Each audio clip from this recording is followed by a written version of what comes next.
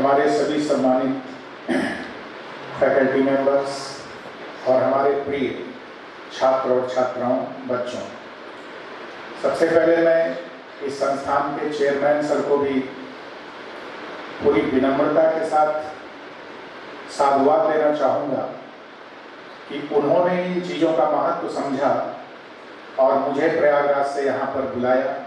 4 वर्ष पहले ही हमारी उनकी यहीं पे लेक्चर हुआ था, उसी में बहुत प्रभावित हुए।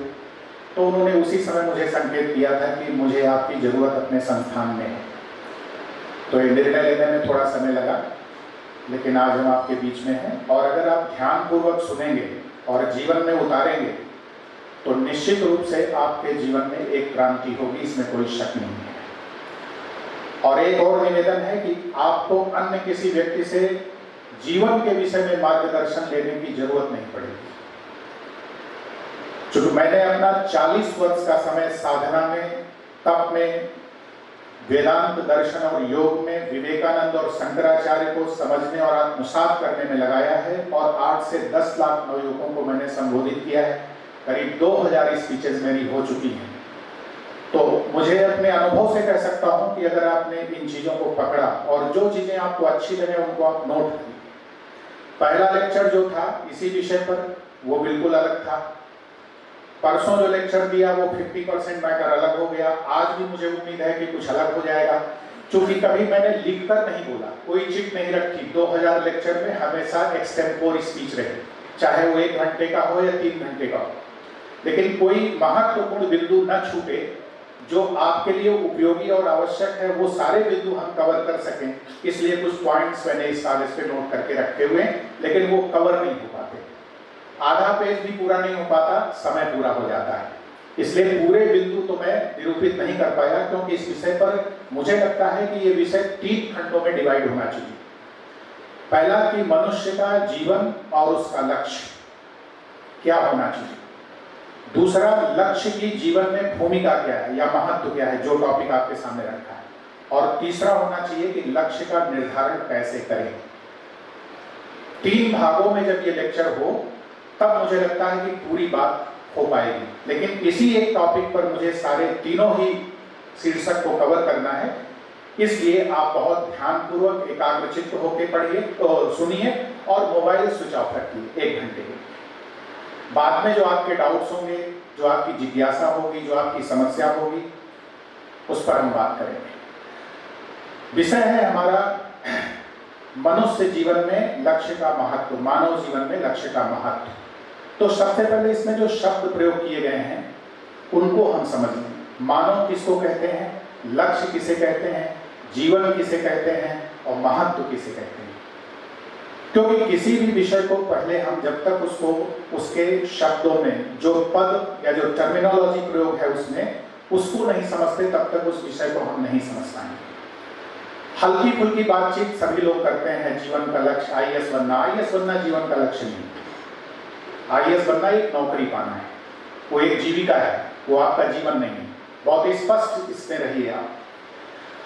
तो सबसे पहला प्रश्न है कि आदमी में, मैन और मानव, ह्यूमन में क्या फर्क होता है। जब आप जन्म लेते हैं तो आप एक आदमी मात्र रहते हैं, मैन रहते हैं, और मैन को ह्यूमन में ट्रांसफॉर्म होने के लिए कल्चर की जरूरत होती है, संस्कृति की, शिक्षा की, सद्मूल्यों की, सद्गुणों की और सत्कर्म की। इनके माध्यम से जो मैन है वो ह्यूमन बनता है। इसीलिए हमारे यहाँ कहा गया कि man is a biological entity, एक जैविकीय इकाई है, सत्ता है, और human is a cultural entity, और जो मानव है वो सांस्कृतिक सत्ता है। जब तक आपके दोषों को हटाया नहीं जाता, दोषापनयन नहीं होता, दोषों का मर्दन नहीं होता और संस्कारों का, सद्गुणों का विकास और वर्धन नहीं होता, तब तक आप मैन से मानव नहीं बन पाते। पहली बात। दूसरी बात है कि मनुष्य में कौन सी ऐसी विशेषता है जो अन्य प्राणियों में नहीं होती। तो हमारे शास्त्रों में कहा गया, आहार निद्रा भय मैथुनम से समान नेतक पशुभिः नराणाम्। आहार, निद्रा, भय और मैथुन, ये चार चीजें मनुष्यों में भी हैं और पशुओं में भी हैं, अन्य प्रजातियों में भी। लेकिन धर्म का तत्व जो है, विवेक का जो तत्व है, वो पशुओं के पास नहीं होता। एक ये जो विशेषता है धर्म और विवेक की, ये किसी अन्य योनि के पास नहीं है, ये आपके पास है। धर्म किसको कहते हैं? यहां पर हिंदू धर्म, मुस्लिम धर्म से तात्पर्य मेरा नहीं।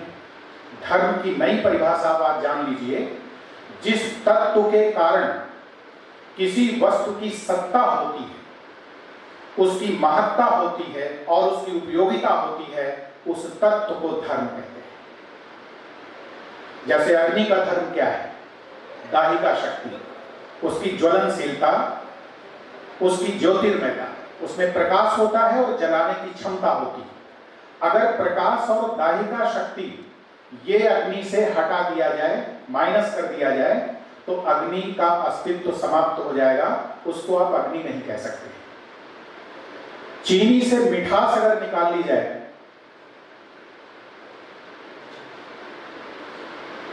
जल्दी रखो, बीच में मत, ये सब पहले कर दिया। चीनी से अगर मिठास निकाल ली जाए तो चीनी की सत्ता समाप्त हो जाती है। तो मिठास चीनी का धर्म है। दाहिका शक्ति और प्रकाशमयता, ये किसका धर्म है? अग्नि का धर्म है। तो प्रश्न उठता है कि मनुष्य का धर्म क्या है? तो भगवान शंकराचार्य ने बहुत सुंदर श्लोक बोला है, दुर्लभम त्रयमय वेतत् देवानुग्रह हेतुकम मनुष्यत्वम मुमुक्षत्वम महापुरुष संश्रया। तीन चीजें इस जगत में आपके जीवन में दुर्लभ हैं, जो भगवान की कृपा से, ईश्वर की कृपा से प्राप्त होती हैं। वो आपके पुरुषार्थ और कर्म से नहीं प्राप्त होती है। मनुष्यत्वम, मनुष्यत्व, मैनहुड, मैन अलग है, मैनहुड अलग है। मुमुक्षत्वम, मोक्ष की इच्छा। मोक्ष का क्या अर्थ है वो मैं आगे स्पष्ट करूंगा। महापुरुष संश्रया, किसी महापुरुष का जो जागृत संत है, कोई ऐसा गुरु जिसके अंदर ज्ञानालोक प्रज्वलित है, ऐसे किसी महापुरुष का सानिध्य, उसका संग प्राप्त होना। मनुष्यत्व क्या है? मनुष्य और मनुष्यत्व में क्या फर्क है? मनुष्य के पास मन होता है, बुद्धि होती है, कर्म करने की स्वतंत्रता और अधिकार होता है। इसीलिए भगवान ने अर्जुन को बोला, कर्मण्येवाधिकारास्ते मा फलेषु कदाचन। कर्म में ही तुम्हारा अधिकार है, फल में नहीं है अर्जुन। कर्म का अधिकार आपको प्राप्त है केवल मनुष्य को। देवताओं को, गंधर्वों को, दैत्यों को, राक्षसों को, जितने भी अन्य हैं, इनको भोग का अधिकार प्राप्त है, ये कर्म नहीं कर सकते। कर्म का स्वातंत्र जो है वो केवल मनुष्य के पास है।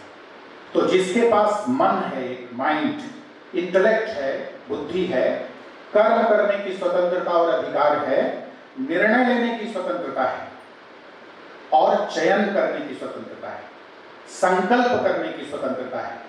ये जो सामर्थ्य आपको दी गई है, ये जिस प्राणी के पास है उसको मनुष्य कहते हैं। ये सबके पास है। इसके लिए आपको प्रयास नहीं करना है।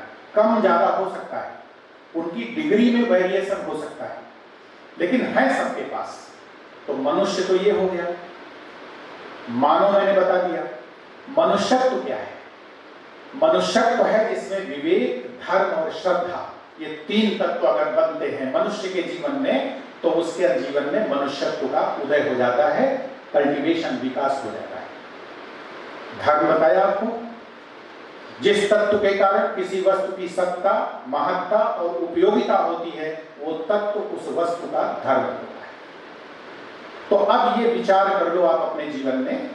ये इंटेलेक्चुअल लेक्चर्स नहीं है और ये क्लास लेक्चर्स नहीं है, ये आपके जीवन को पूरी तरह बदलने वाले लेक्चर्स हैं अगर आपने पकड़ा तो।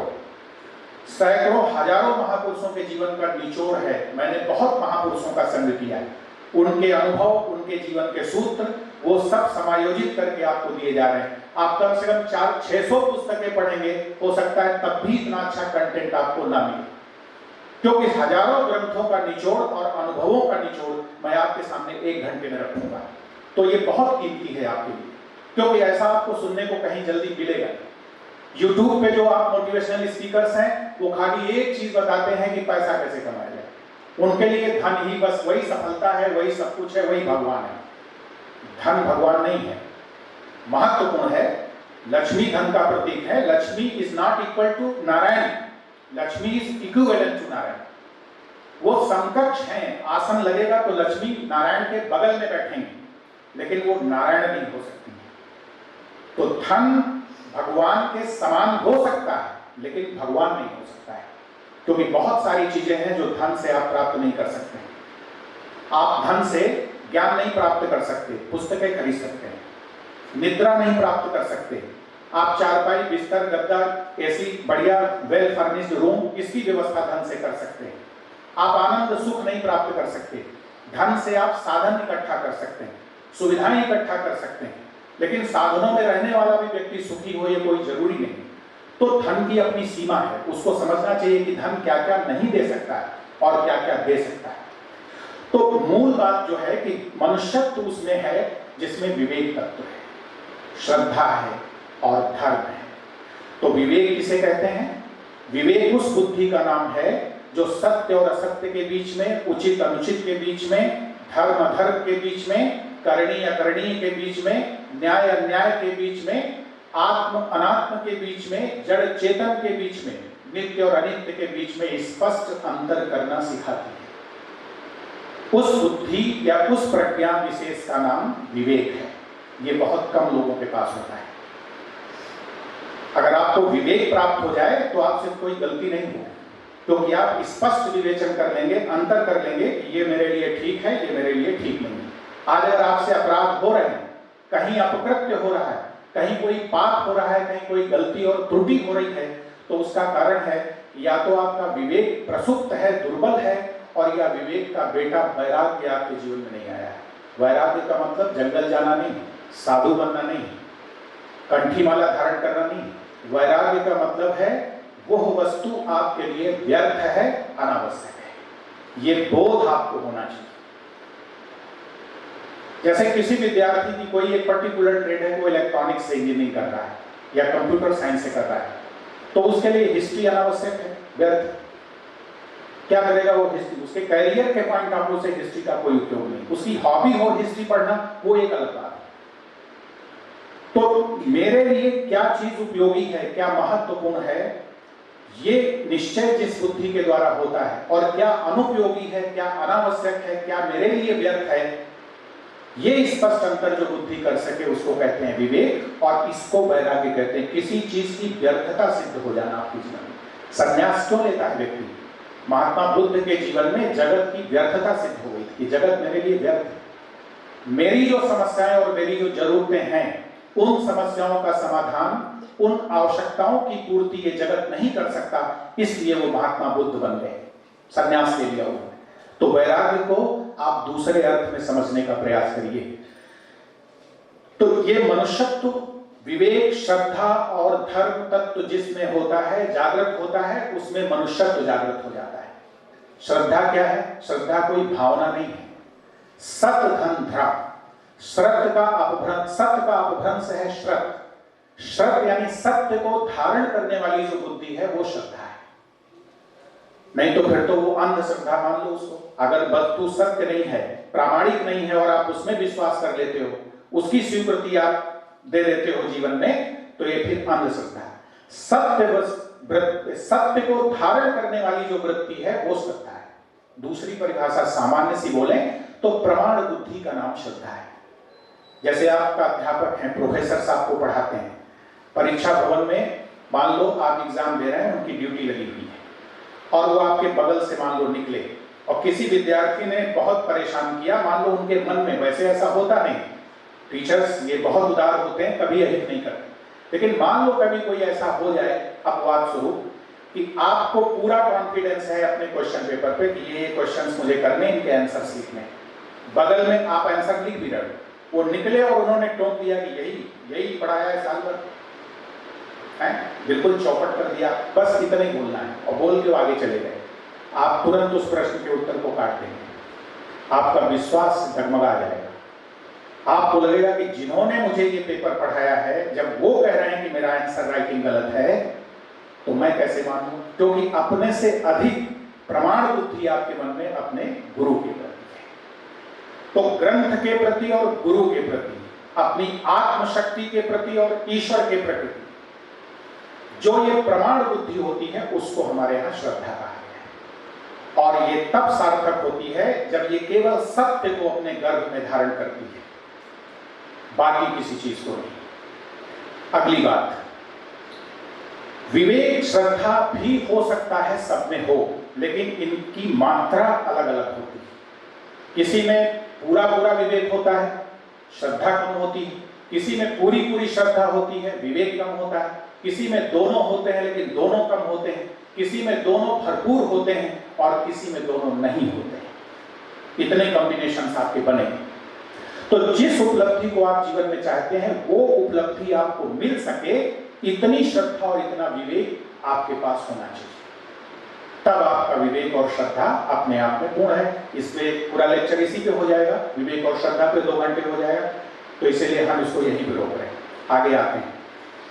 अब प्रश्न उठा कि लाइफ क्या है। मैंने आपको बताया मानव क्या है, मनुष्य क्या है, मनुष्यत्व क्या है, आदमी क्या है, 4 चीजें स्पष्ट किया। जीवन क्या है? विवेकानंद ने कहा कि life is an unfoldment of being under circumstances to press it down. आपके अंदर एक शक्ति है, वो शक्ति विभिन्न परिस्थितियों के मध्य अपने को प्रकट करने का प्रयास कर रही है, और ये परिस्थितियां जो हमारे चारों तरफ उपस्थित है वो उस शक्ति को दबाने का प्रयास करती है। ये जो संघर्ष है वो बाहर आना चाहती है, परिस्थिति दबाना चाहती है। ये दोनों के बीच का जो संघर्ष है, यानी अंतर जगत और बहिर्जगत के बीच का सतत चलने वाला घोर संग्राम या संघर्ष, यही जीवन का चिन्ह है। ये जीवन एक परिभाषा। दूसरी परिभाषा है life is equal to time plus energy.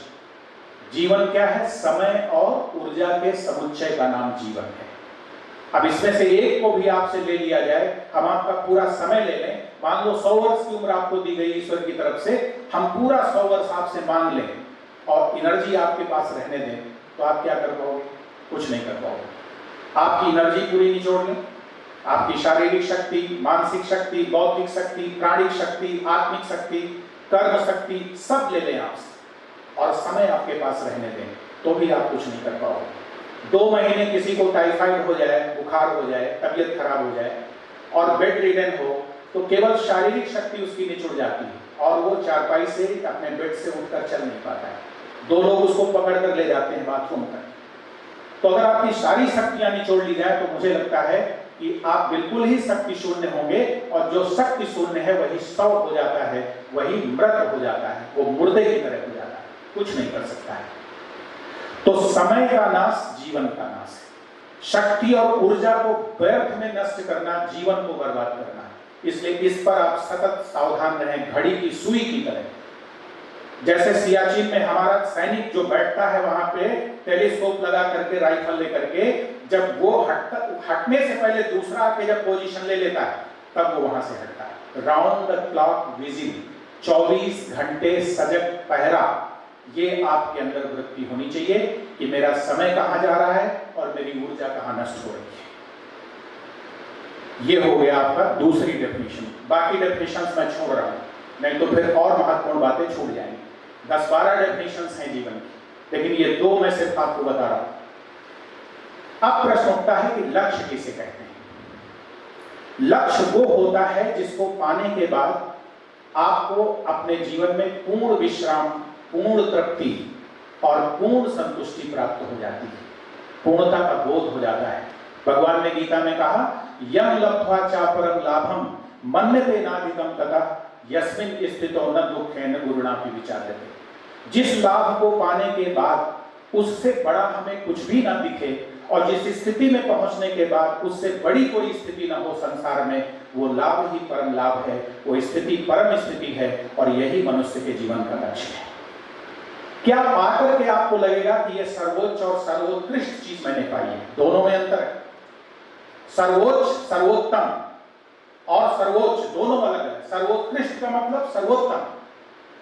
कोई सर्वोत्तम पोजीशन को पा सकता है, लेकिन जरूरी नहीं है कि वो सर्वोच्च हो, और कोई सर्वोच्च हो सकता है लेकिन जरूरी नहीं है कि वो सर्वोत्तम हो। राष्ट्रपति के पद पर बैठना देश के लिए सर्वोच्च पद माना जाता है, लेकिन बहुत से ऐसे भी लोग हुए हैं जो उस सर्वोच्च पद पर तो बैठे, लेकिन उस पद के लायक उनकी गरिमा और उनकी योग्यता नहीं थी। सर्वोच्च तो थे, सर्वोत्तम नहीं थे। कुछ लोग ऐसे थे जो सर्वोत्तम थे और सर्वोच्च पद पर नहीं पहुंच पाए।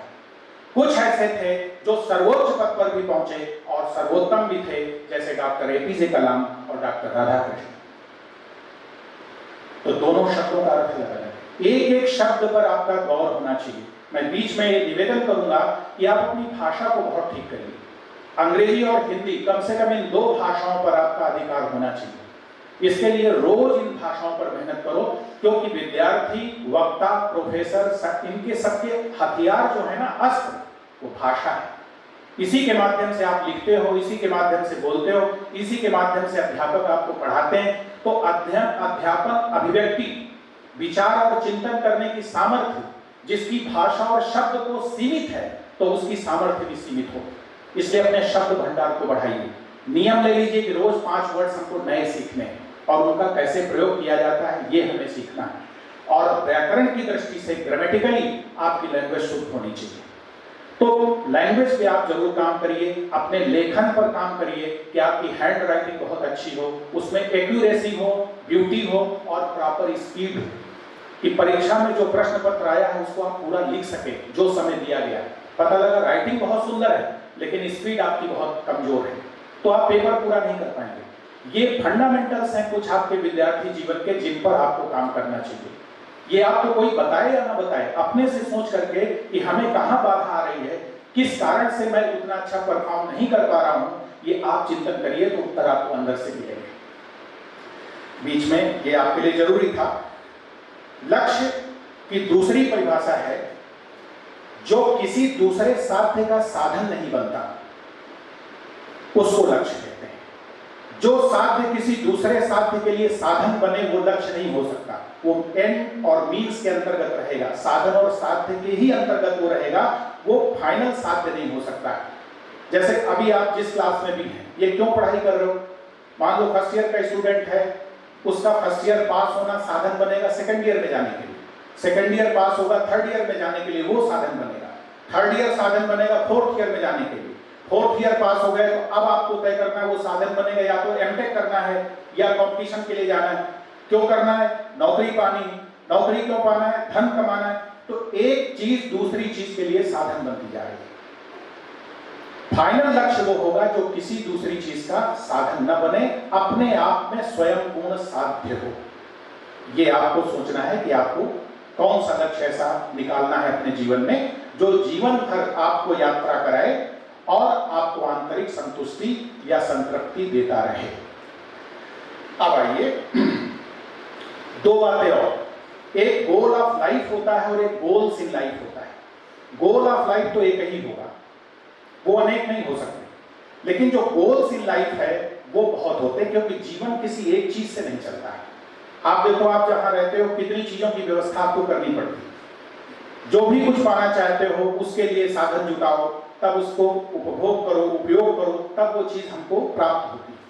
तो जीवन में जो लक्ष्य है वो अनेक हो सकते हैं। इसीलिए आपके यहाँ लक्ष्यों का जो कैटेगराइजेशन किया जाता है, immediate goal, short term goal, long term goal, permanent goal, everlasting goal या अल्टीमेट गोल, बहुत तरह के लक्ष्य आपको बताए जाते हैं। तो ये आपको तय करना है अपनी सब्जेक्टिव, अपनी व्यक्तिनिष्ठ आवश्यकता को देखते हुए कि मुझे किन चीजों को लक्ष्य बनाना है।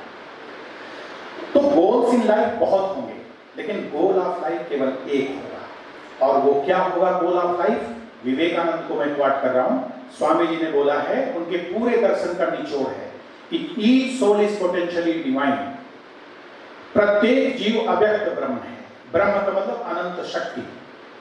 The goal of human life is to manifest this divinity within by controlling nature external and internal.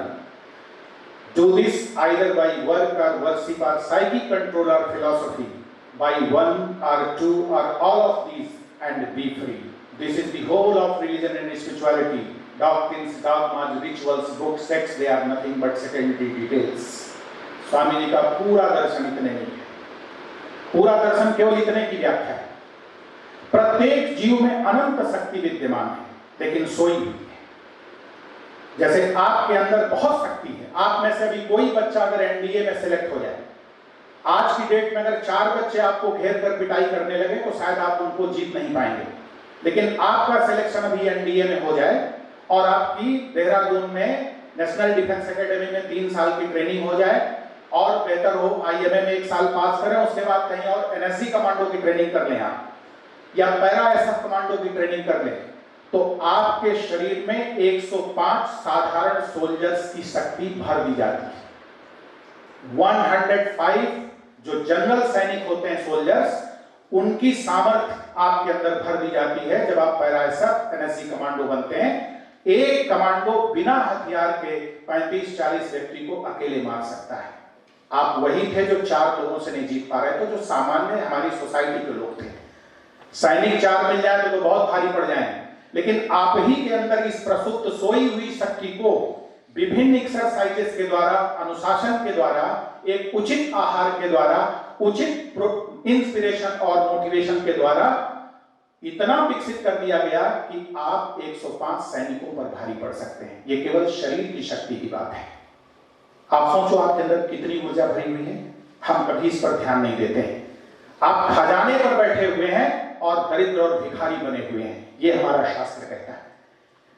दूसरा, प्राणी ऊर्जा, आपकी प्राण शक्ति। आप देखो ये इतने बड़े बड़े ट्रक इतने टन का भार लेकर के चलते हैं सड़क पर, इनके पहियों में क्या भरा होता है? हवा। तो ये जो प्राणायाम की सामर्थ्य है ना आपकी, प्राणायाम के द्वारा आप अपने अंदर की प्राण ऊर्जा को इतना ज्यादा संवर्धित कर सकते हैं कि आप चैरिस्मेटिक कार्य कर सकते हैं संसार के अंदर।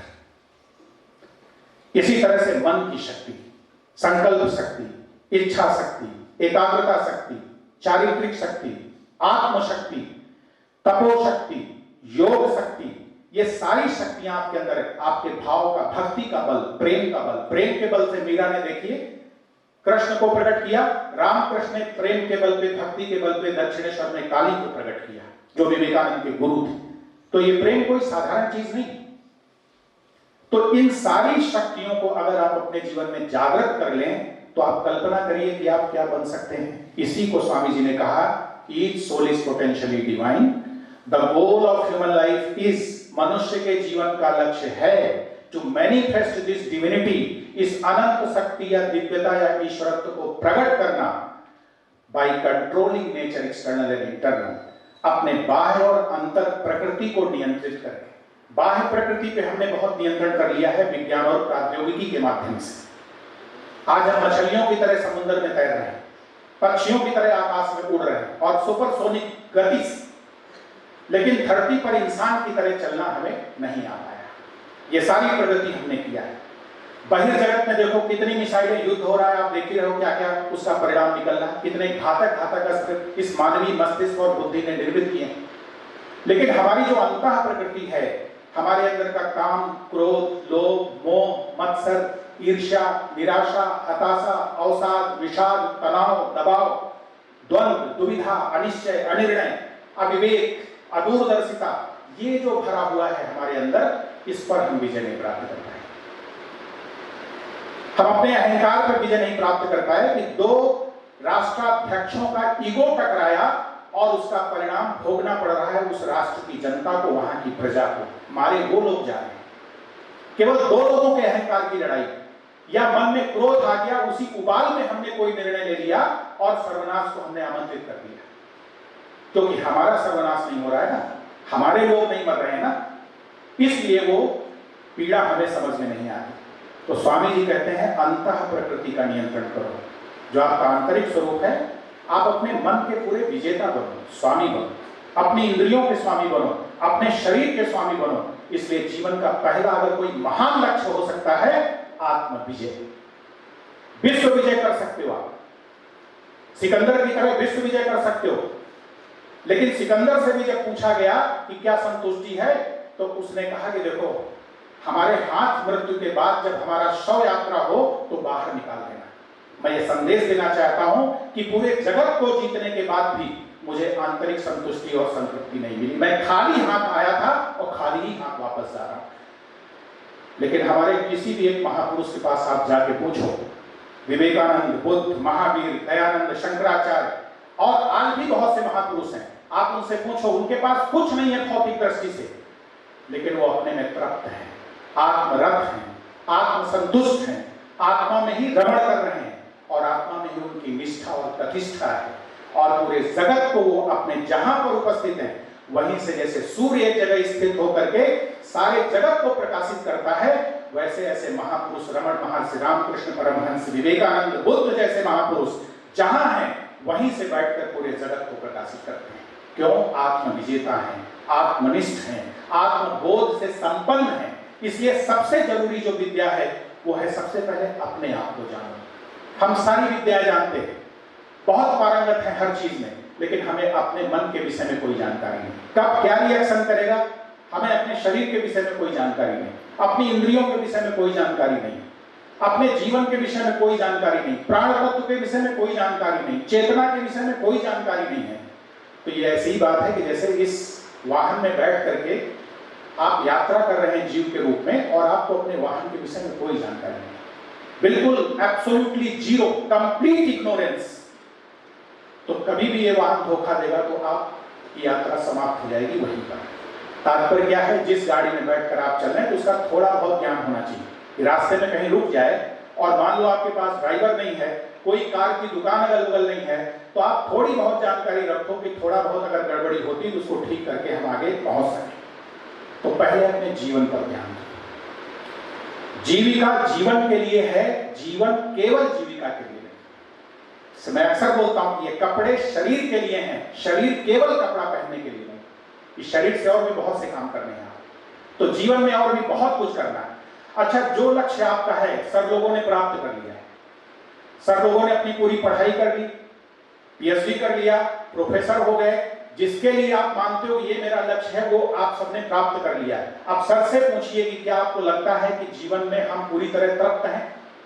अब हमें कुछ भी करना, पाना, जानना बाकी नहीं, कहीं पहुंचना बाकी नहीं।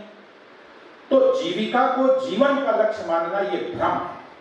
इसलिए जीवन का लक्ष्य क्या है?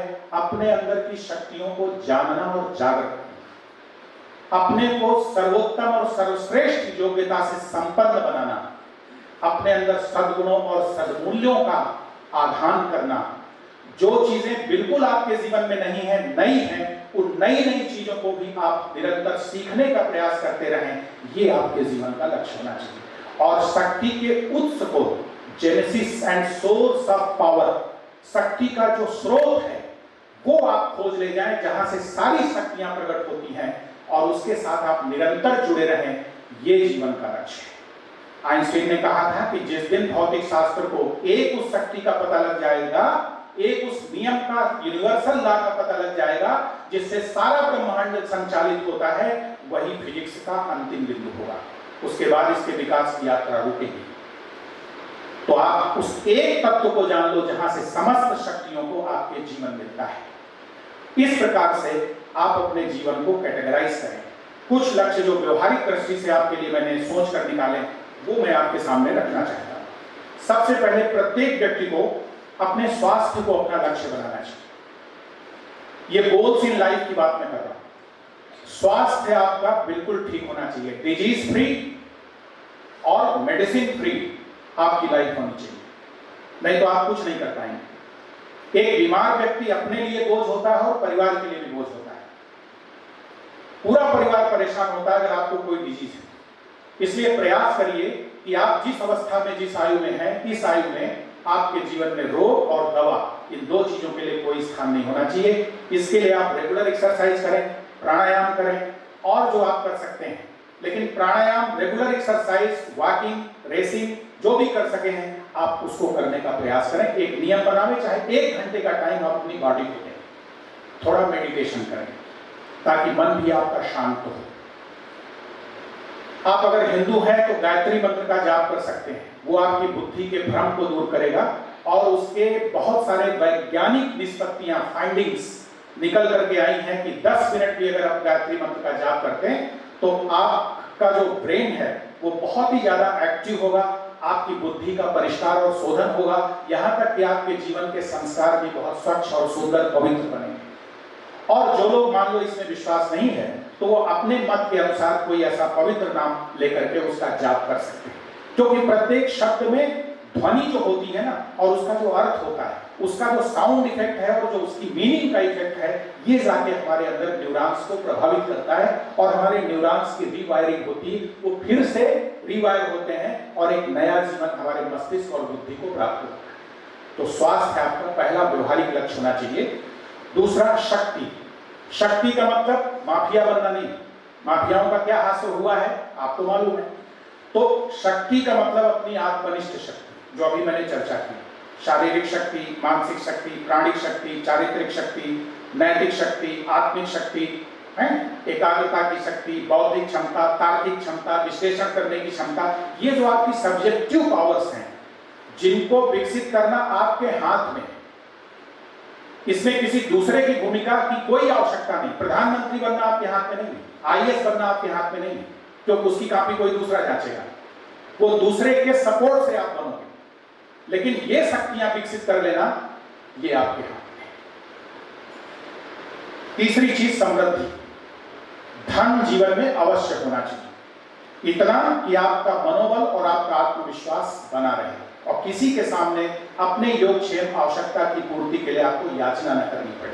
अपना और अपने ऊपर आश्रित लोगों का पालन पोषण, शिक्षा दीक्षा आप अच्छे से कर सकें, इतना धनार्जन प्रत्येक व्यक्ति को करना ही चाहिए। ये आपके जीवन का तीसरा लक्ष्य होना चाहिए। चौथा, मन की शांति। अगर आप शांत नहीं हैं तो जीवन में आप कुछ नहीं कर पाएंगे। एक अशांत मन जो होता है ना, वो हमेशा किसी गलत कार्य को जन्म देता है। जितने पाप और अपराध होते हैं ये अशांत मन के गर्भ से पैदा होते हैं। आंतरिक अगर अशांति है तो उसको हम व्यग्रता कहते हैं, बाहरी अशांति है तो उसको हम उग्रता कहते हैं। जैसे ना कि छात्रों की भीड़ बहुत उग्र हो गई, बसों को जला दिया, ईंटा पत्थर चला दिया, तो ये उग्रता है, बाहर की अशांति। तो ना तो बाहर की अशांति हो और ना भीतर की अशांति हो, ना आप व्यग्र हो ना आप उग्र हो, आप शांत और संतुलित हो, मस्तिष्क आपका शीतल हो, वाणी में आपके शक्कर हो, सुगर, और मन में आपके शांति हो, तो आपका जीवन बहुत अच्छा चलेगा। ये चौथा लक्ष्य। पांचवा, सफलता।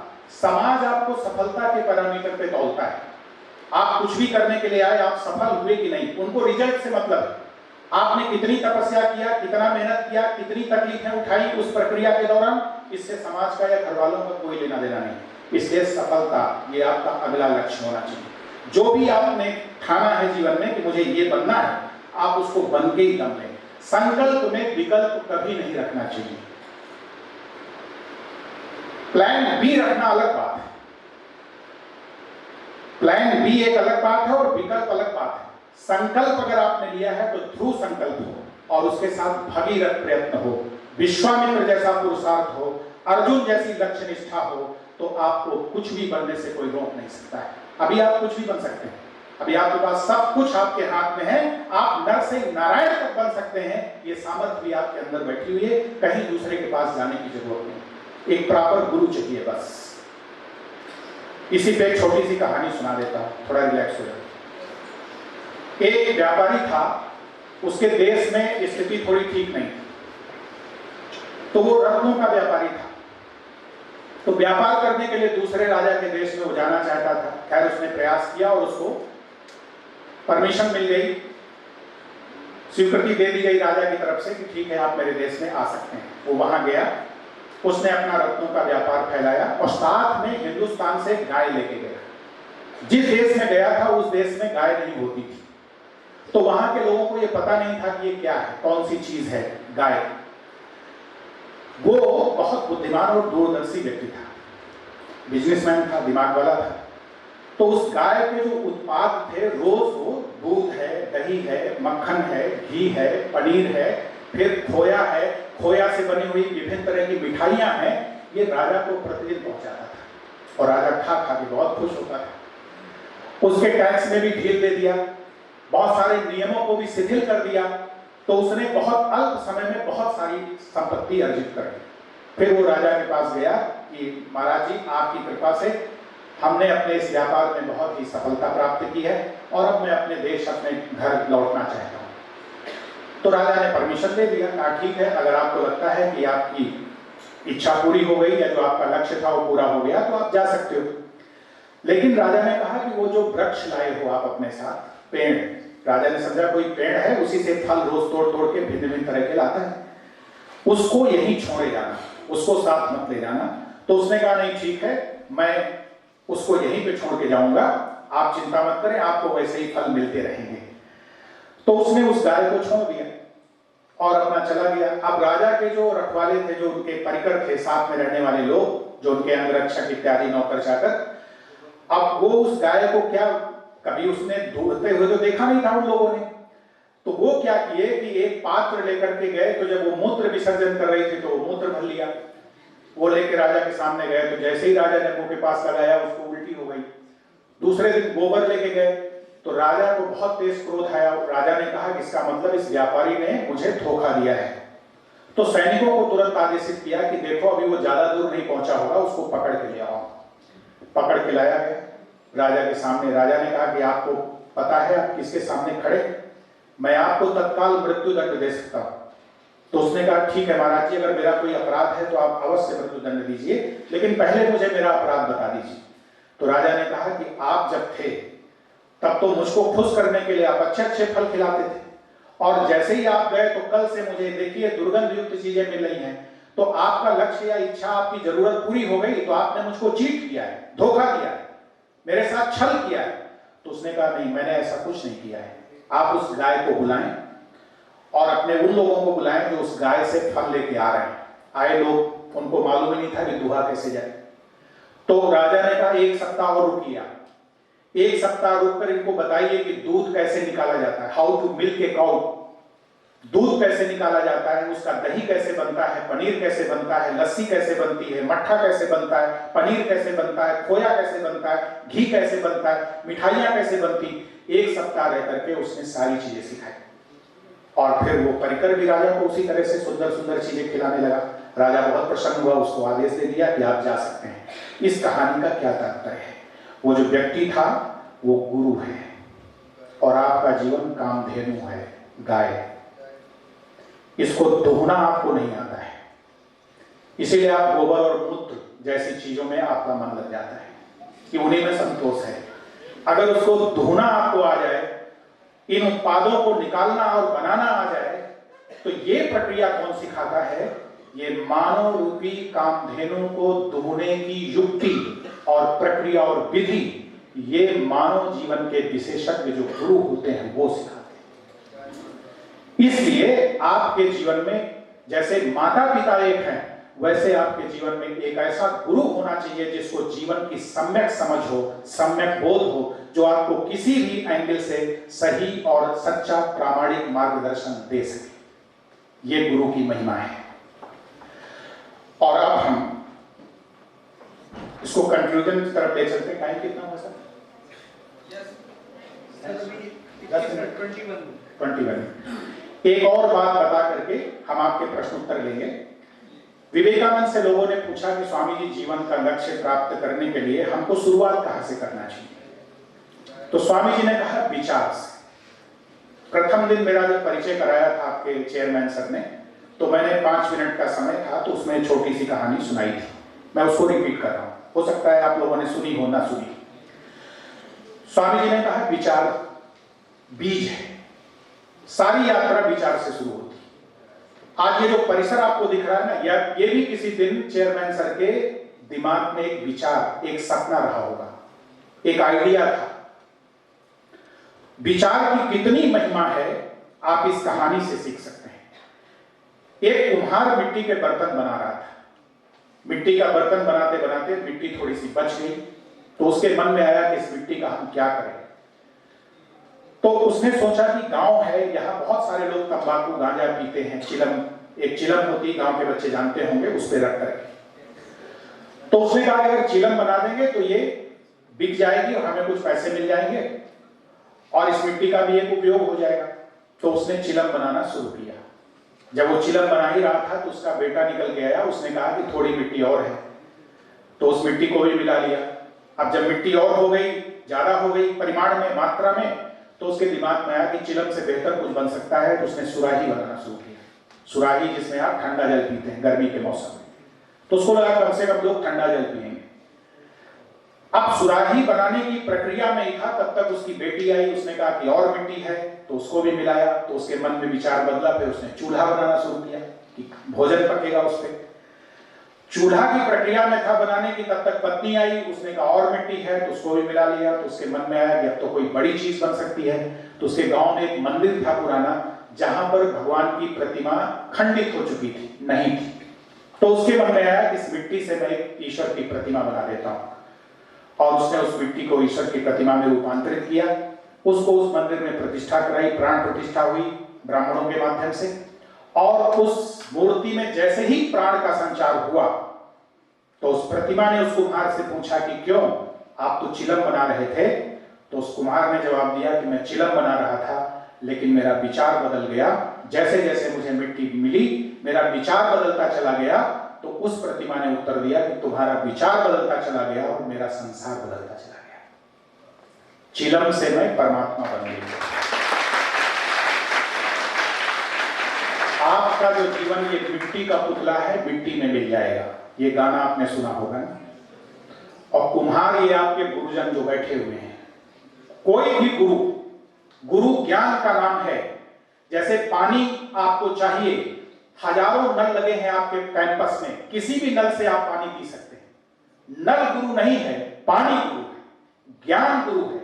जिस शरीर के माध्यम से उस ज्ञान की अभिव्यक्ति होती है वो आदरणीय और सेव्य होता है, उसके प्रति श्रद्धा और सम्मान का भाव रखना चाहिए, उसकी सेवा और संरक्षण करना चाहिए, क्योंकि जब तक वो शरीर बचा हुआ है तब तक उस शरीर के माध्यम से आपको ज्ञान मिलता रहेगा। ज्ञान गुरु का नाम है। ज्ञान कोई व्यक्ति नहीं होता, ज्ञान तत्व होता है, इसलिए तत्व के प्रति निष्ठा रखनी चाहिए।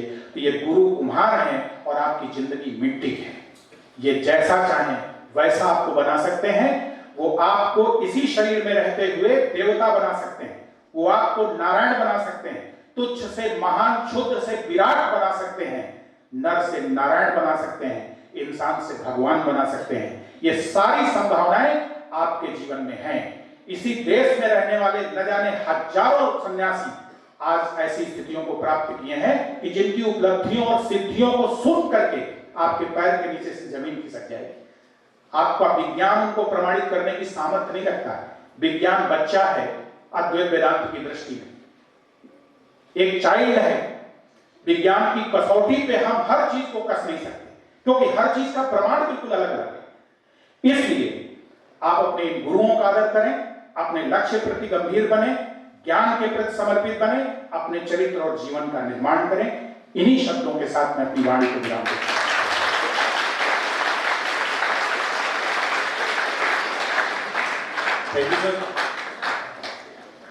अब जो आपके प्रश्न है, उचित प्रश्न, वो आप पूछें, जो आपकी जिज्ञासा और समस्या है। Go for the questions, raise your hands. किसी का कोई भी सुनने विषय से संबंधित हो, दूसरा पूछो। हाँ प्लीज प्रोसीड। सर, जैसे आपने अभी बताया कि हमें अपनी जिंदगी में विवेक का कितना बड़ा इम्पोर्टेंस है। लाइक स्टूडेंट लाइफ में हमें पता है आगे जाके हम फाइनेंशियली स्टेबल तो किसी ना किसी तरीके से हो ही जाएंगे, बट मेंटल स्टेबिलिटी का क्या, वो हम कैसे प्राप्त कर सकते हैं?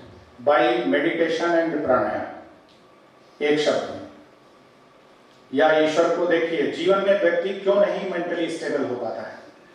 Because of feeling of insecurity, असुरक्षा का बोध, क्योंकि आने वाली परिस्थितियां आपको नहीं मालूम है कि कल जीवन में हमारे सामने कैसी परिस्थिति आएगी। अज्ञात है, अनिश्चित है।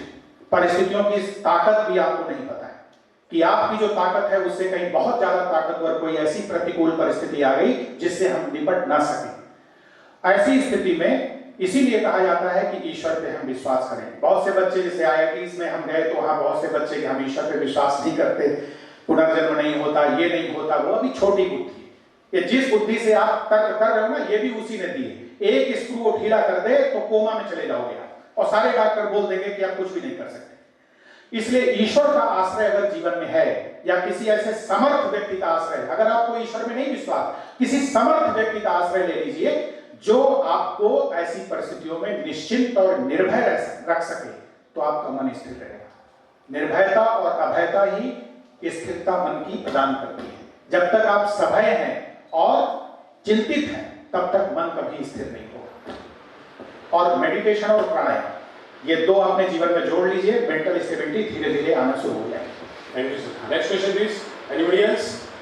सवाल? हाँ।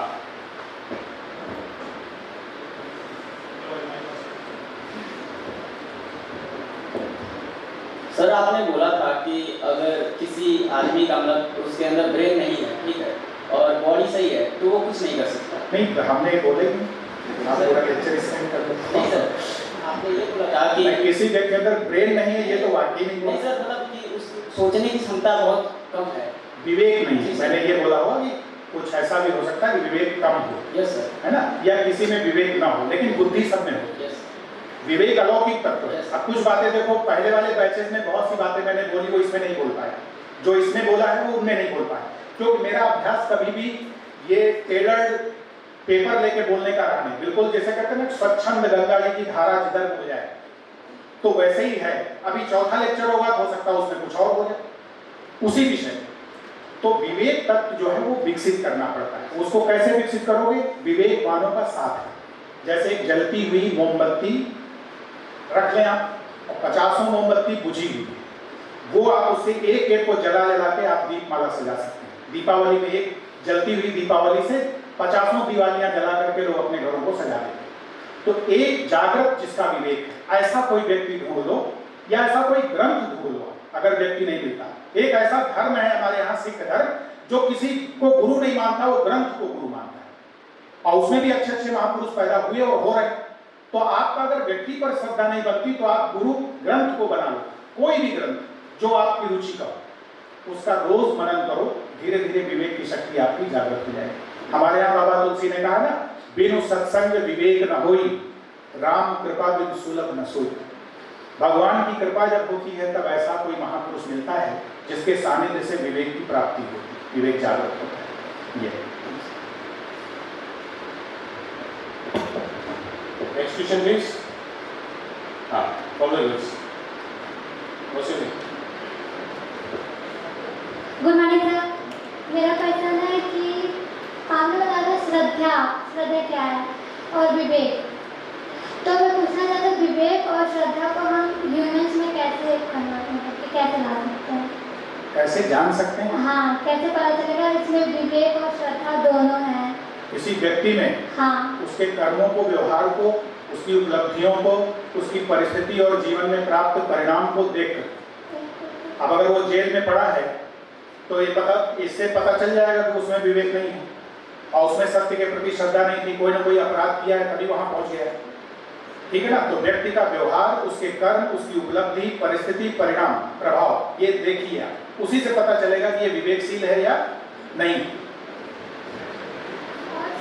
तृप्त आपने बोला था, तृप्त कैसे करें? मतलब तृप्त माने saturated, self satisfied, self contented, self containment, अपने में तृप्त रहना। जैसे पेट आपका भर गया, आपको चाट मान लो बहुत अच्छी लगती, आपको खूब चाट खिलाया किसी ने, आप एकदम यहां तक हो गया, तो आप कहते हैं अब मैं तृप्त हो गई, तो इसको कहते हैं Tripti. Next question sir please. Question. हाँ, हर्षित। सर मेरा ये सवाल है कि सर डिसिप्लिन और मोटिवेशन ये दो अलग चीजें होती हैं। सर जैसे हम आपका लेक्चर लिए, मोटिवेशन तो मिल गया, लेकिन अगर हमें अपने डिसिप्लिन पे काम करना रहे, तो हम ऐसा क्या करें कि हमारा डिसिप्लिन अच्छा हो? आपको स्वयं उसके लिए संकल्प लेना पड़ेगा, एक टाइम टेबल बनाना पड़ेगा, और अपनी इच्छा शक्ति को विकसित करके कि मैं इस टाइम टेबल को रोज फॉलो करूंगा। लेकिन यहाँ एक मेरा सजेशन है आपको, start with the minimum and practise the easiest. अल्पतम से शुरू करो और सरलतम का अभ्यास करो शुरुआत में। पहले दिन अगर आइडियल टाइम टेबल आप बनाओगे कि मैं 16 घंटे पढ़ने का टाइम टेबल बना रहा हूँ, तो पूरी जिंदगी पलट के देख लो, 16 घंटे कोई पढ़ नहीं पाया। तो आप 4 घंटे का बनाओ, 2 घंटे का बनाओ कि 2 घंटे पढ़ूंगा, लेकिन उसको फिक्स कर दो।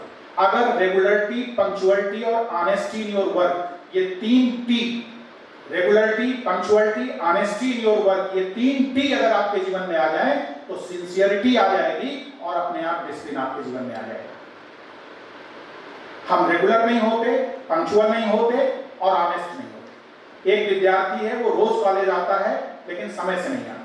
He is regular but not punctual. एक विद्यार्थी है जो रोज टाइम से पहुंचता है लेकिन प्रायः गायब रहता है, तो वो पंक्चुअल तो है लेकिन रेगुलर नहीं।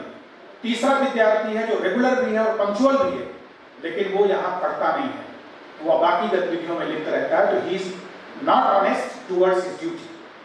तो ये तीनों चीजें अगर होती हैं तो दे आर इक्विवेलेंट या इक्वल टू सिंसियरिटी, और सिंसियरिटी जिसमें होती है डिसिप्लिन अपने आप उसके जीवन में आ जाता है। सर पॉजिटिव एनर्जी जो होती हैं अलौकिक शक्तियाँ होती हैं, तो अगर देख सर ऐसा लोग कहते हैं, सर थ्योरीज कहती हैं कि जो रिलीजियस लोग होते हैं वो कहते हैं कि ना जो साइंस होती है उसके आगे बच्चा है, लेकिन जो चीज़ अभी हुई ही नहीं है, साइंस उन्हें प्रूव नहीं कर पाया, तो सर ऐसा हम कैसे कह सकते हैं कि पॉजिटिव एनर्जी या अलौकिक शक्तियाँ होती हैं उनके सामने साइंस बच्चा है? अगर इंसान कोई मर जाता है या उसे कोई बीमारियां होती है तो साइंस बताता है। साइंस किसी मुर्दा को जीवित किया आज तक नहीं, लेकिन एक बीमार को साइंस ही जिंदा करती है, ना कि बहुत। हमारे पास भी आयुर्वेद है, उस आयुर्वेद को न जानने वाले लोग हैं या उसके प्रति पूरी निष्ठा और समर्पण ईमानदारी न रखने वाले लोगों के कारण आज वो साइंस ऐसे पड़ी हुई, और उसकी उपेक्षा भी बहुत हो रही, उसको प्रमोट भी नहीं किया जाता। साइंस ने आज तक किसी मुर्दा को जीवित नहीं किया, लेकिन हमारे अध्यात्म जगत के इतिहास में ऐसे सैकड़ों उदाहरण हैं जहां मृत को हमारे महापुरुषों ने जीवित किया है। आप जन्म देना जानते हैं और मारना जानते हैं, लेकिन मरे हुए को जीवित करने की सामर्थ्य है तो भारतीय अध्यात्म विद्या में, योग विद्या में काफी है। Thank you sir, thank you. हम सबके पास बहुत सारे सवाल होंगे, नहीं है तो आने लगेंगे। अभी आगे आपके जो लेक्चर्स होंगे तो उसमें भी आप पूछ सकते हैं, आप अपने जीवन के प्रश्न रखिए, लेकिन हाँ वो प्रश्न आपके जीवन के समाधान की तरफ ले जाने वाला। ये नहीं पूछना कि सर हमारी खोपड़ी में कितने बाल हैं गिन के बताओ, तो पूरा टाइम उसी में चला जाएगा, फिर भी उत्तर सही नहीं है। तो आपकी जो ओरिजिनल जिज्ञासाएं हैं, ऑनेस्ट, आप उनको पूछिए। मुझे जितना कुछ पता है, मैं ना पूर्णज्ञ हूं ना सर्वज्ञ हूं, और वो कोई हो भी नहीं सकता ऐसे मैं। जो कुछ मुझे पता है, अनुभव है, वो मैं जरूर आपको बताऊंगा, क्योंकि मेरी इच्छा है कि आप इस संस्थान से अद्वितीय और असाधारण बन के निकले, कुछ ऐसा सीख कर जाएं कि ये जो आप पढ़ रहे हो ये सिलेबस तो सब जगह पढ़ाया जाता है, लेकिन ये जो आपके सामने अब नया जो शुरू हुआ है ये शायद भारत के किसी संस्थान में नहीं है। क्या बात सर, बहुत अच्छा, थैंक यू। तो इस तरह के आप सवाल निश्चित करते रहिए, मिलते रहेंगे सर, हमारे साथ ही फुल टाइम हमारे साथ हैं, तो ऐसे सेशन चलते रहेंगे। Now it's time for food, so directly proceed to cafeteria और get back to your classes.